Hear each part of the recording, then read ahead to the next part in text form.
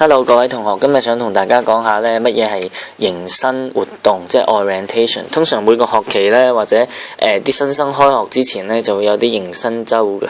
咁喺外國嚟講呢，通常我哋國際生去呢，有個 international orientation， 就專門課俾啲國際生。咁其實當中係做啲乜嘢呢？咁其實都幾長嘅。咁視乎你去嘅嗰間學校啦，大多數咧最少都2日至1個禮拜都不等嘅。咁佢哋學生就首先國際學生去到 International Office 度報到啦，咁就準備好晒佢學校嘅錄取信啦、護照啊、成績表啊。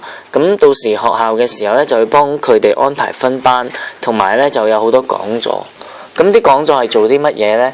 講座就係講解下學校嘅生活啊，或者一啲 building 喺邊度啊，佢哋喺邊度交學費啊，嗰樣嘢。咁通常嚟講啦，第一最重要嘅有陣時一定要做嘅就係一啲學生證啦，同埋一啲醫療卡，因為好多同學仔去外國讀書嘅時候呢，其實佢哋都已經買咗呢個醫療保險㗎啦。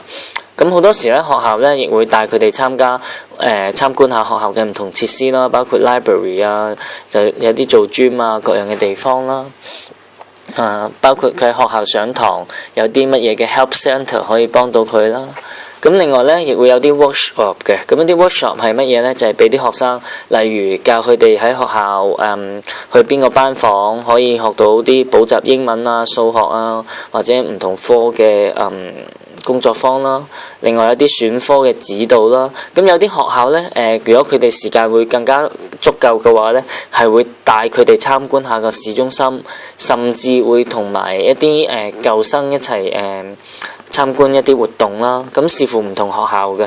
咁如果同學仔呢，你真係準備去外國讀書嘅話呢，首先其實你都唔需要太過擔心咁太多，因為學校個 orientation 呢，其實全部都可以 cover 晒你所需。